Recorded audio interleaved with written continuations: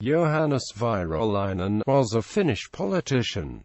Virolainen was born near Viipuri. After the Continuation War, Virolainen moved to Lohja, but he remained one of the leaders of the evacuated Karelians, and never gave up the hope that Soviet Union and later Russia would return Finnish Karelia to Finland. After World War II, Virolainen became the first president of the Maaseudun Nuorten Liitto, later known as Finnish Centre Youth, which has been educating tens of ministers and hundreds of members of the Finnish Parliament. He was also famous as a teetotaler, saying that the only circumstance where he would countenance downing a toast would be if Karelia was ceded back to Finland. He was fond of repeating the line, and it has been claimed that he said it to, among others, Nikita Khrushchev and Anastas Mikoyan on the Soviet side, to fend off needling by them for lacking the Soviet style of social graces. A member of the Agrarian League, Virolainen was a member of Parliament 1945 to 1983 and 1987 to 1991. He had a long ministerial career, serving as Assistant Minister of the Interior 1950-1951, Minister at the Council of State Chancellery 1951, and 1956-1957, Minister of Education 1953-1954, 1956-1957, and 1968-1970, Minister for Foreign Affairs 1954-1956, 1957, and 1958, Deputy Prime Minister 1957-1958, 1962-1963, 1968-1970, and 1977-1979, Minister of Agriculture 1961-1962, 1962-1963, Minister of Finance 1972-1975, and Minister of Agriculture and Forestry 1976-1977 and 1977-1979. Virolainen was Prime Minister in 1964-1966,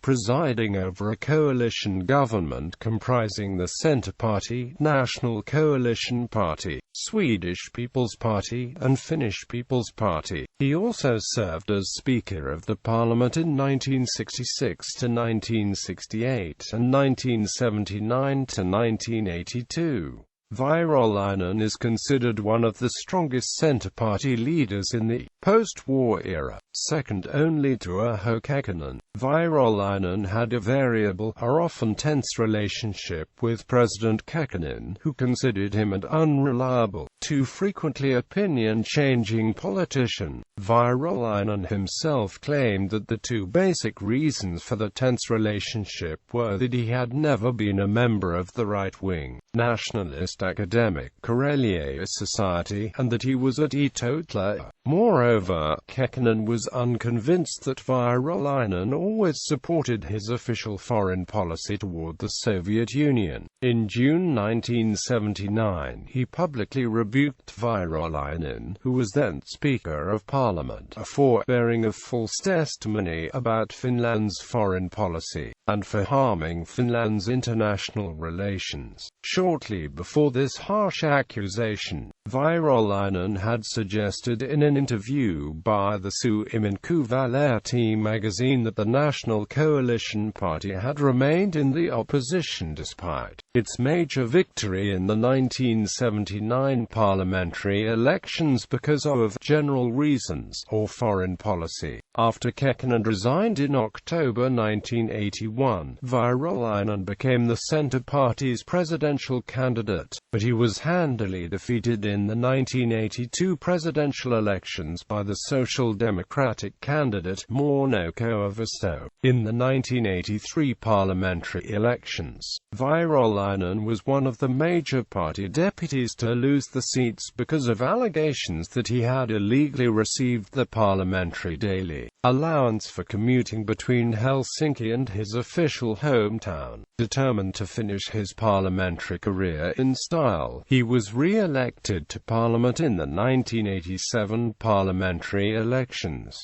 During his last electoral term, Virolainen supported constitutional amendment proposals that reduced the president's power. During his 9-year retirement from Parliament, Virolainen still actively followed the Finnish political affairs and sometimes gave interviews on current topics. He also wrote some volumes of political memoirs, including A Defensive Politics, For the Path, and The Pictures Move.